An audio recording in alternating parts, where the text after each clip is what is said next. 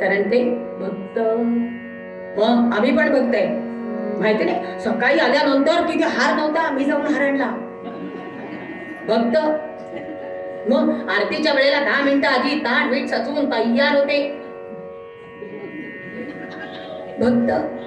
किती सोप्या व्याख्या आहेत की नाही, काही फार त्रास नाहीये त्याला. संपलं सगळं भक्त. हे चुकून कोणाला काही वाटलं ना तर हा निव्वळ योगायोग समजावा. सर्व उदाहरणं म्हणजे कसं उगं पुढच्या वर्षी चुकून बोलवणार नाही म्हणलं तर बाबा आता सांगून दिलेलं कसं म्हणजे. मग याचा सगळा विचार करता खरंच मी भक्त आहे का हो? मग मी जर भक्त असेल तर मला काय आलं पाहिजे किंवा मी काय केलं पाहिजे, या दोन्ही अर्थाने विचार करणारा तुकाराम महाराजांचा अभंग आहे. जाणे भक्तीचा जिव्हाळा तोची दैवाचा पुतळा, आणिक नये माझ्या मना हो का पंडित श्रावण, नामरूपी जडले चित्त दास त्याचा मी अंकित, भक्ती जाणे नव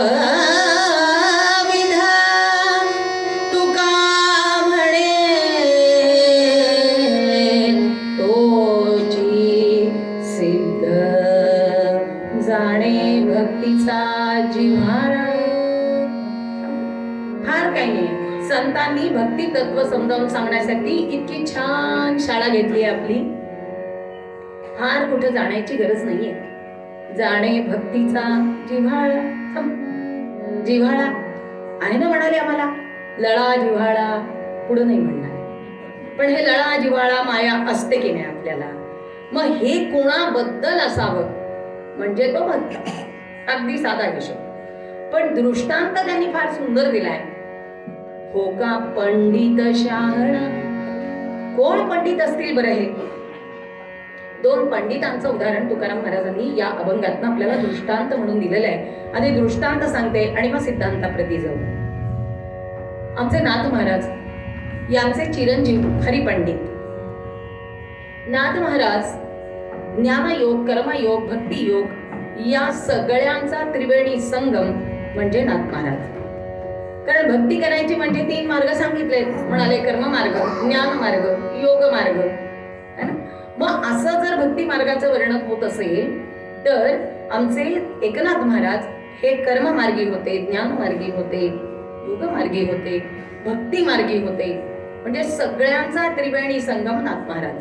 त्यांचं चरित्र बघा, प्रपंच आणि परमार्थ सार्थकी लाभावा इतका उत्तम आचरून आपल्यासाठी सांगून गेले की हो, भगवंताला आपल्या दारात चाकरी करायला बोलवावं लागतं नव्हे, भगवंताला यावं लागतं. श्री एकनाथ सदनी माधवजी सर्व काम ते करीते.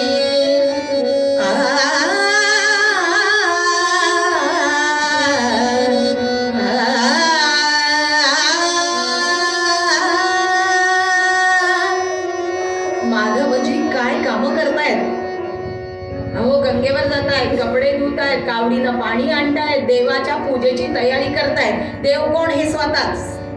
त्यांच्या पूजेची तयारी ते स्वतःच करून देत आहेत. स्वकरे चंदन घाशी गंगेचे पाणी कावडी भरितो राम राम राम हरे हरे राम राम राम राम सीतापते राम राम राम राम रघुतम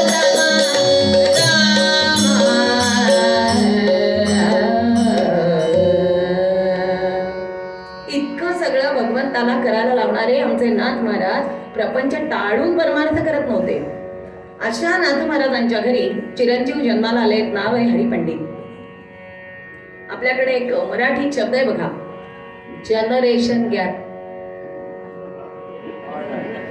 थँक्यू. म्हणजे या दोघांचं तितकंच पटत नाही. कारण आमच्या नाथ महाराजांना असं वाटतंय की माझ्या साध्या मुळ्या भक्तांना प्राकृत भावार्थ रामायण भागवत सांगावं, आणि हरिपंडितांना वाटतंय इतकं साधं सांगावं संस्कृत. ते संस्कृत पंडित कर्मकांडी आणि त्यांना वाटायचं संस्कृतचं असं ज्ञान असं सगळ्यांसमोर उघडं करावं, हे काही बाबांचं वागणं बरं नव्हे. Generation gap. आणि मग या द्वंद्वामध्ये एक दिवस घटना अशी घडली, पहाटेची वेळ आहे, कल्पना करून बघा, कामाची गडबड आहे आणि हे पेपर वाचत बसले, तिकडून पाणी आलेलं आहे आणि यांचा पेपर वाचून चाललंय, वरची मोटर बंद, खालून वर जाते का नाही कळना, पाण्याचे इतके काय होत असेल आपलं, है ना? हा, तसंच झालं. नाथ महाराज झोपाळ्यावर बसले, झोका घेतायत, आनंदाने येणाऱ्या जाणाऱ्यांशी बोलतायत. आणि हरिपंडितांना मात्र कोण राग यायला लागला, कारण हरिपंडित कर्मकांडी आहे. स्नान झालंय, त्यांचं स्नान झाल्यावर संध्या अनेक आदी कर्म करत ते बसलेले आहेत, पण लक्ष बाबांकडे आहे. काय बाबा सकाळपासून नुसते बसले, संध्या नाही, स्नान नाही, काही नाही, काय पद्धत आहे का नाही, येणाऱ्या जाणाऱ्यांची उगाच बोलताय. शेवटी त्यांचं बीपी वाढलं आणि त्यांनी आनंदाने विचारलं, नाही म्हटलं बाबा, आज काही संध्या वंदन काही असतं का नाही? आता पोऱ्याचं बोलणं ऐकून घ्यावं लागतं. त्यांनी सांगितलं, नाही त्याचं काय आहे म्हणाले. हरी काय आहे? यांचा खालचा सा त्यांचा वरचा. त्यांनी शांतपणे विचारलं, नाही म्हटलं काय झालं, त्याचं काय आहे म्हणाले. आजच सकाळी मला सूतक आलं आहे. हा, तुम्हाला सूतक म्हणजे मला पण, आणि मला कसं कळलं नाही? मला सूतकामध्ये तुझंच धर्मशास्त्र असं सांगतं, स्नान संध्यादी वंदन असं नसतं करावं, म्हणून मी बसलोय. आता मात्र हरिपंडितांचं बीपी अजून वाढलं. ते म्हणाले, काही पद्धत, अहो मला कसं कळलं नाही आणि तुम्हाला कसं कळलं? अरे म्हणाले, हरी एवढंच नाही, मला सूतक पण आहे आणि वृद्धी पण आहे. ते म्हणाले, आता कोणाच्या घरी बाळ जन्माला आलं म्हणून वृद्धी कळे ना. तसं त्याने विचारलं, काय म्हणाले बाबा, काही समजलं नाही मला. समजलं नाही? अरे काय झालं म्हणाले. हरी आजच सकाळी माझी माया नावाची माता गेली आणि मला ज्ञान नावाचं बालक जन्माला आलंय. मग आता माया नावाची माता गेल्यामुळे सूतक, ज्ञान बाल जन्माला आलं म्हणून वृद्धी. मग आता या दोघांच्या मध्ये मी कसं करणार? हरिपंडितांना वडिलांचं हे बोलणं कळायला थोडा वेळ लागला. कळत असतं, वयोमान परत्वे हा शब्द एक खूप छान आलेला आहे आपल्याकडे. त्यामुळे हरिपंडितांना हे समजलं, खरं म्हणजे हरिपंडित अत्यंत पंडित आहेत, कर्मकांडी आहेत. त्यांची भक्ती नाहीये का? भक्ती आहे, पण या भक्तीला जिव्हाळा कमी पडला आणि परिणाम असा झाला की त्यांची भक्ती नाथाने इतकी फलद्रूप झाली नाही. म्हणाले, असे पंडित काही कामाचे नाही. अजून एक पंडित होते, हे कर्मकांडी, यांना भक्तीचा जिव्हाळा नाही म्हणून फलश्रुती नाही. मग आता ज्ञानमार्गी वामन पंडित, या वामन पंडितांना आपल्या ज्ञानाचा इतका अहंकार झाला की गावोगावी जावं आणि प्रत्येक पंडितांबरोबर वाद घालावा. त्यांच्याशी वाद घालून झाल्यानंतर ते जिंकणार, वामन पंडित जिंकणार आणि अजिंक्य पत्र गोळा करत करत करत करत दुसऱ्या गावाला जावं. आता यांना जायचंय काशीला. काशीच्या पंडितांकडून अजिंक्य पत्र हवं आहे. आणि आमच्या वामन पंडितांची काय भावना आहे? इतके अजिंक्य पत्र मिळाल्यावर आमचे वामन पंडित म्हणतात, त्रैलोकी धनवंत मी, प्रबल मी, विद्यार्थी मी, धीर मी, ज्ञाता मी, नरनाथ मी, विबुध मी, स्वानंद मी, श्रेष्ठ मी, भोक्ता मीच, सुजान मी, सुजन मी, सर्वज्ञ मी, सर्व मी, मी हे चिकळे परंतु न करे, कोटील मी, कोण मी, पंढरीनाथ महाराज की. अजिंक्य पत्र गोळा करत करत जाणारे हे वामन पंडित, किती ज्ञानाचा अहंकार असावा. आमच्या माऊलींनी ज्ञानेश्वरीवरती टीका लिहिली, भावार्थ दीपिका. त्याच्यावरती वामन पंडितांचं वक्तव्य काय म्हणाले? भावार्थ दीपिका म्हणाले, मूळ गीता एकीकडे, भावार्थ दीपिका एकीकडे, मी स्वतःची लिहितो आणि यथार्थ दीपिका नावानं ग्रंथ लिहिला. आता या वामन पंडितांची कीर्ती काशीतल्या पंडितांपर्यंत पोहोचली नसेल का? केव्हाच पोहोचली होती. आणि ती पोहोचलेल्या पंडितांनी विचार केला, म्हणाले, काशी विश्वेश्वर विद्यापीठाचा प्रश्न आहे. आणि काशी विश्वेश्वराला साकडं घातलं. जय शंकरा गंगाधरा, जय शंकरा गंगाधरा, जय शंकरा गंगाधरा,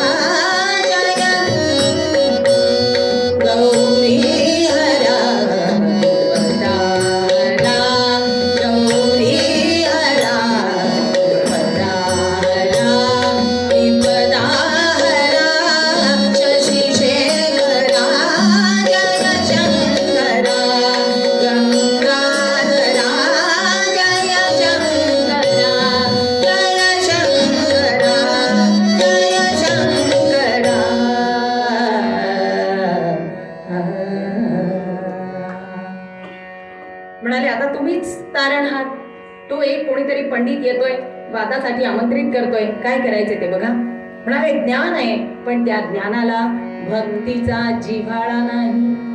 ठीक आहे म्हणाले, काय काळजी करू नका. आणि झालं, काशीमध्ये आले आणि आपल्याकडे श्रद्धा आहे, गंगेचं स्नान करावं आणि गंगा हातात घ्यावी, काशी विश्वेश्वराला अर्पण करावी. भराभरा स्नानाला निघाले आणि नेमके स्नानाला चालले आहेत. एका झाडाखालून जात होते. झाडावरती 2 ब्रह्म राक्षसांचा संवाद चालला होता. कोणाचा? ब्रह्म राक्षस आपापसात बोलत होते. म्हणाले, अरे तुझी जागा नीट सांभाळून ठेव, कारण आज आपल्या दोघात तिसरा येणार आहे. अरे वा, कोण तिसरा? कोणाला अहंकार झाला? कोणाच्या भक्तीचा जिव्हाळा कमी झाला रे? अहंकाराची परिणिती ब्रह्मराक्षस पद असतो. आता कोण आपल्या? एवढा संवाद ऐकला आणि तेवढ्याच यांनी आता हे गंगेच्या स्नानाला निघाले. भराभरा भराभरा चालले, डोक्यामध्ये विचार चक्र सुरू झाले. म्हणाले, मी एवढं ज्ञान संपादन केलं, याची परिणती कशात? ब्रह्मराक्षस पदात. हे काही बरं नव्हे. गंगेचं स्नान झालं, डोक्यातलं चक्र सुरू आहे, कशामुळे ब्रह्मराक्षस पद, कशामुळे ब्रह्मराक्षस पद. आणि हे सगळं चालत असताना या विचारा स्नान झालं.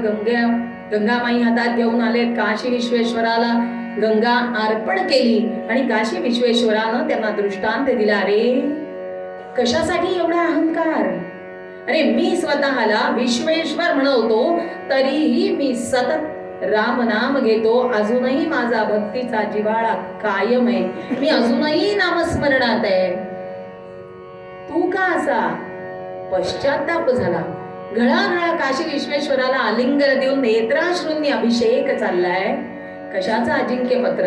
अहो ज्ञानाला भक्तीचा जिव्हाळा मिळाला, तेव्हाच ती दैवाचा पुतळा होण्याचा प्रवास करू शकते. दुसरे पंडित संपले. कर्ममार्गी, ज्ञानमार्गी, आता योगमार्गी. योगमार्गांचं एक उदाहरण फार छान दिलं जातं. आमचे चांगदेव महाराज, काय तपश्चर्या, 1400 वर्ष साधना करणारे हे. आणि कोणीतरी ज्ञानेश्वर माऊली वगैरे वगैरे शब्द कानावर आल्यावर विचार केला. म्हणाले, काहीतरी यांना लिहिलं पाहिजे, संवाद झाला पाहिजे, त्यांना भेटलं पाहिजे. पण विचार असा, ते एवढे एवढे कालचे पोरं, मी का जाऊ त्यांना भेटायला? मी का जाऊ? हा विचार मनामध्ये आलाय. आणि पत्र पाठवताना मायना लिहायचं कळेना. चिरंजीव लिहू, तीर्थरूप लिहू, आशीर्वाद देऊ, नको देऊ, काय कळेना. आता पत्र लिहिणं संपलं, मायना कशाला म्हणतात ते आपल्या पिढीला कळतंय, पुढच्या पिढीचं अवघड आहे. हो, ते ईमेल लिहितात आणि नाही तो शॉर्टकट मारतात. मेसेज येतो, J1 झालं का? अशी जर भाषा असेल तर माझ्या मराठीनं इतकी संपन्नता अनुभवलेली आहे, तिला पत्र लेखनाचं अवघड आहे. मग म्हणाले, आता काय करावं कळेना. शेवटी चांगल्या मनाने विचार केला, काही हरकत नाही म्हणाले, आपला योग सामर्थ्य दाखवू. आणि झालं, वाघावरती बसले, सापाचा चाबूक हातात घेतलाय आणि निघाले. तिकडे वार्ता पोचली, ते कोणीतरी 1400 वर्ष तपश्चर्या केलेले योगी येत आहेत आपल्याला भेटायला. 4 भावंड एका भिंतीवरती बसलेले. माऊलींना सांगितलं. म्हणाले, दादा ते येणार आहे. मुक्ताबाई बोलल्या, काही हरकत नाही म्हणाले. आता आपण काय करूया? काहीच करायचं नाही म्हणाले. अचानक भिंतीवरती हात ठेवला आणि काय म्हणावं, चल बाई. त्या भिंतीला चालत येताना पाहिलं. चांगदेव महाराजांना समजलं, भक्तीचा जिव्हाळा संपला म्हणाले. आणि तो संपल्यामुळे आपल्याला यांच्या समोर शरणागती. पटकन चाबूक गळून पडला, काही सामर्थ्याचा विसर पडला. आणि या चांगदेवांसाठी चांगदेव 65 लिहिणारे आमचे माऊली भक्तीचा जिव्हाळा दाखवण्यासाठी योग मार्गालाही भक्तीचा जिव्हाळा अपेक्षित आहे. ज्ञानाला भक्तीचा जिव्हाळा हवा, कर्माला भक्तीचा जिव्हाळा हवा. मग असा सगळा जिव्हाळा असेल तर भगवंत काही बघत नसतो बरं, तो काही बघत नाही. व्याधस्य चरणं ध्रुवस्य च वयं विद्या गजेन्द्रस्य का जातिर्विदुरस्य यादवपते उग्रस्य किं पौरुषं का कुब्जारूपमधिकं तत् किं सुदां नोधनं भक्त्या तुष्टति केवलं न तु गुणे भक्तिप्रिया माधवा गोपाल कृष्ण भगवान की. काय उदाहरण आहेत या श्लोकात? व्याधस्य चरणं, व्याध वाल्या कोळ्याचं काय आचरण पाहिलं हो? कोण होता तो? मारा आणि मरा एवढे दोनच शब्द त्याला येत होते. आणि असं असतानाही त्याचं कुठलंही आचरण बघितलेलं नाही. एकदा नारद मुनी भेटले, तुझ्या पापात कोणी वाटेकरी होणार का असा प्रश्न विचारला. पश्चाताप झाला, कोणी वाटेकरी होणार नाहीये हे कळलं आणि मग उपासनेला बसले. कल्पना करून बघा, आपल्याला कीर्तनाला यायचं तर किती जामानिमा करावा लागतो. किती वर्ष तपश्चर्येला वाल्या कोळी बसलेले आहेत. ऊन वारा थंडी पाणी पाऊस काही नाहीये, उपासना सतत चाललेली आहे. बरं देव किती कनवाळू, भक्तीचा जिव्हाळा किती जिव्हाळा. हे काय म्हणत होते? मरा मरा मरा मरा मरा मरा मरा. काय ऐकू येतंय तुम्हाला? आमचे भगवंत इतके छान आहेत हो. ते मरा मरा म्हणत होते, भगवंत ते उलटे करून घेत होते. भक्तीचा जिव्हाळा. राम राम राम राम राम नाम तारकम, राम राम राम राम राम नाम तारकम. राम कृष्ण वासुदेव मुक्ति मुक्तिदायकम, राम कृष्ण वासुदेव मुक्ति मुक्तिदायकम. जानकी मनोहरम पुण्य नाम कीर्तनम, शंकरादि सेव्यमान पुण्य नाम कीर्तनम. राम राम राम राम राम राम राम असं राम राम म्हणणारे भगवंतांनी वाल्याचे वाल्या कोळी झाले. व्याधस्याचरणम, त्यांचं काही आचरण बघत बसलेले नाहीये.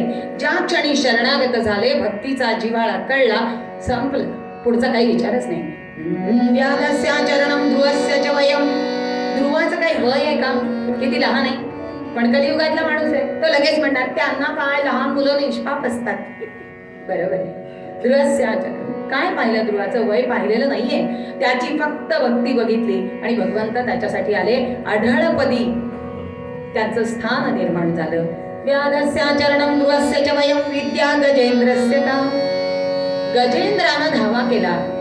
ज्या वेळेला या गजेंद्राचा पाय एका सरोवरामध्ये मगरीनं धरला, त्या क्षणी त्याला मागच्या जन्माचं आठवलं आणि आता आपलं कोणी नाहीये, आता आपलं कोणी नाहीये याची जाणीव पक्की झाली आणि त्यांनी एकच आवाज दिला. किती कळवळून आवाज दिला असेल, कल्पना करून बघा. हा केसर शिघाली उडी धावूनी या बंध तोडी, धावूनी या बंध तोडी, धावूनी या बंध तोडी. हा केसर शिघाली उडी, हा केसर शिघाली उडी. मराठी आहे, छान आहे का?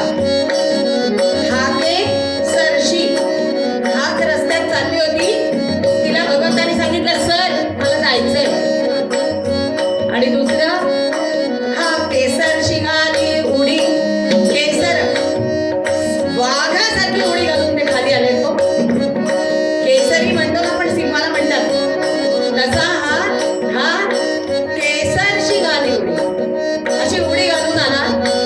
आणि हा केसर शिंगाली उडी, धावूनी या बंद तोडी, धावूनी या बंद तोडी, धावूनी या बंद तोडी. आले. लक्ष्मी मातोश्री विचारत होत्या कुठं? ते म्हणाले हाती.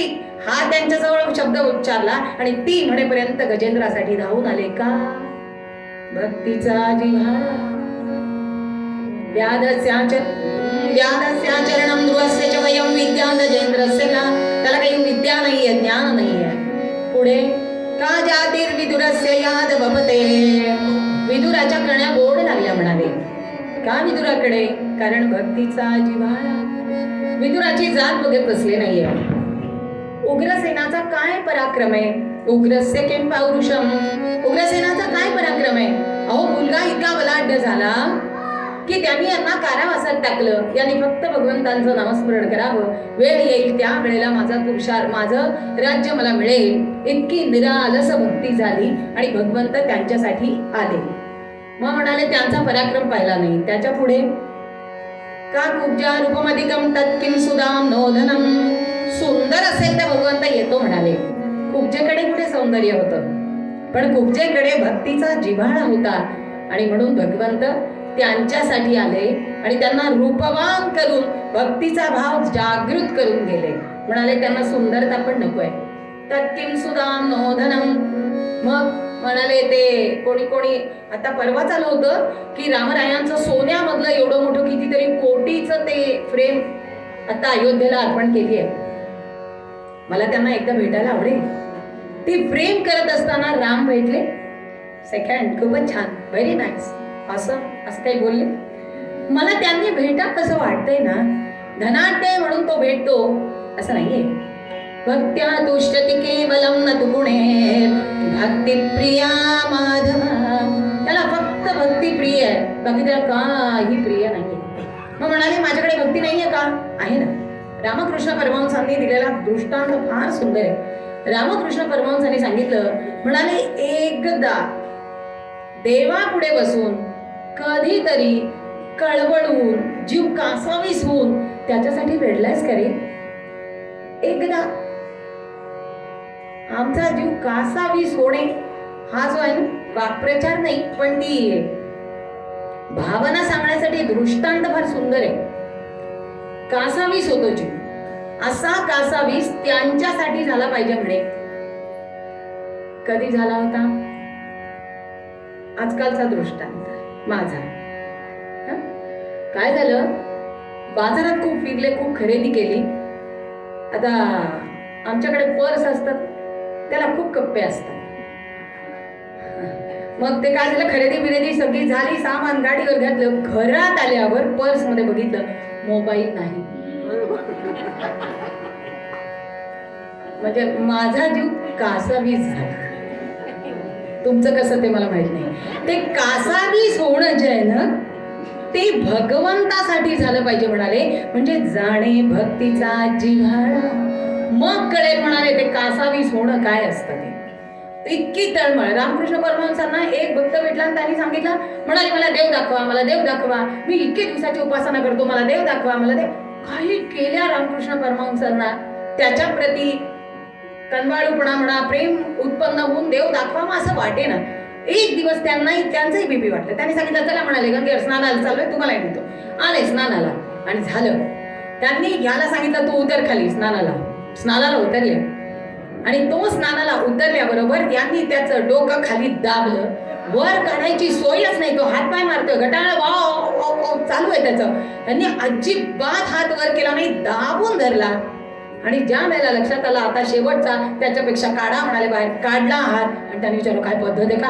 मेलो असतो ना मी. म्हणाले ही भावना ज्या दिवशी जागृत होईल त्या दिवशी देव तुझ्या समोर नक्की येईल. जाणे भक्तीचा जिव्हाळा, हा जिव्हाळा माझ्यासाठी महत्वाचा आहे. सगळ्या माता भगिनी आहेत म्हणून एक जिव्हाळ्याचा दृष्टांत कसं म्हणजे द्यावाच लागतो. खूप पाऊस पडत होता, खूप पाऊस भरून आलेलं आहे. पाऊस येणार शाश्वती पक्की. पुन्हा एकदा जनरेशन गॅप. मुलाला बाहेर जायचंच आहे. तो म्हणाला नाही नाही माझा क्लास बुडतो, ते ऑनलाईन होत नाही, प्रत्यक्ष जावं लागतं म्हणाले, ऑफलाईनच आहे सगळं. बाय जायचंय का तुला? जा, पण काहीतरी रेनकोट वगैरे घेऊन जा. बिचाऱ्या वडिलांनी सल्ला दिला. त्यांनी सांगितलं हा बर ठीक आहे. आतून धाकट्या बहिणीनं आवाज दिला, दादा ते एवढं सांगतायत तुला नाही पटत आहे, किंवा छत्री तरी नाही. हा ठीक आहे तू नको शिकवू. बर ती बिचारी गप्प बसली. आईनं विचार केला, आता दोघांनी एवढा सल्ला दिलाय, पोरगा मोठा झाला कशाला बोला. त्याच्यापेक्षा आई काही बोलली नाही. लेकरून निघून गेलं. जेमतेम दारातून गाडी काढून 15-20 काय म्हणतात त्याला, 15-20 फरला थोडंसं गेलं नसेल, दणदणीत पाऊस सुरू झाला. आता लेकरू भिजलं तर भिजलंय. त्याच्या लक्षात आलं कोणीच येणार नाही क्लासला, घरी गेलेलं बरं. आले बॅक टू पॅव्हेलियन. दारात स्वारी भिजलेली पाहिली. पिताश्री समोरच होते. त्यांनी विचारलं कितीदा सांगतो, ऐकायला नको यांना, आम्ही काय वेडे वाटतो का काय? पावसाळे किती पाहिलेत आम्ही, ह्यांना कधी समजायचं. सोडू. ताई पण मजा घेतच होती. तिने पण लगेच बरं झालं दादा मी सांगत होते, काही हरकत नाही. आईनं काही केलं नाही. घरात गेली, टॉवेल आणला, पोराला आत बसवला, डोकं पुसायला लागली आणि फक्त एकच वाक्य बोलली, मला पावसाला काही कळतच नाही कधी यावं ते. जिव्हाळा संपलं. हा जिव्हाळा आहे म्हणून तिनं दोष कुणाला दिला? पोराला, पावसाला. म्हणाले भक्त व्हायचं असेल तर भगवंताला दोष देता कामा नये. तुकाराम महाराजांचा अभंग आहे. तुकाराम महाराजांनी आयुष्यात सगळ्यात जास्त दुःख भोगलं. प्रपंचामध्ये सगळीकडनं दारिद्र्य, दुष्काळ पडला, होतं नव्हतं तेवढं धान्य लोकांना वाटून दिलं, घरचं काय ते कधी विचारलं नाही. बरं झालं देवा, पाटीलांकडे गेले, पाटलांना सांगितलं, अहो 12 वाजता तर जेवायचं नाही, काही थोडं उधार देता का, थोडे एवढे जोंधळे बिंधळे काही देता का. त्यांनी सांगितलं अजिबात देणार नाही, मागचं देणं दिलं नाही, पुढच्याचा काय भरोसा, देणार नाही म्हणाले. घरी येऊन म्हणतात, पांडुरंगा बरं झालं देवा, पाटील कोपला. आपण असं म्हणू, मागच्या वेळेला मी किती मदत केली ना, आता पहा माझ्यावर वेळ येत आली का, असं मी म्हणाले. असं त्यांनी दोष नाही दिला. त्यांची पहिली पत्नी गेली, दुसरी कर्कशा मिळाली. आपण नाटक बघतोय ना, देव बाबळी आवडी, हा, मग म्हणाले अशी दुसरी मिळाली तरीही आमचे तुकाराम महाराज किती शांत. बरं झालं देवा, बाईल गेली, बरं झालं देवा, पाटील कोपला. अशा तुकाराम महाराजांनी भगवंताला दोष दिला नाहीये. का नाही तर म्हणाले ते माझं कर्म आहे म्हणून मी शांत मनाने करावं आणि त्याचं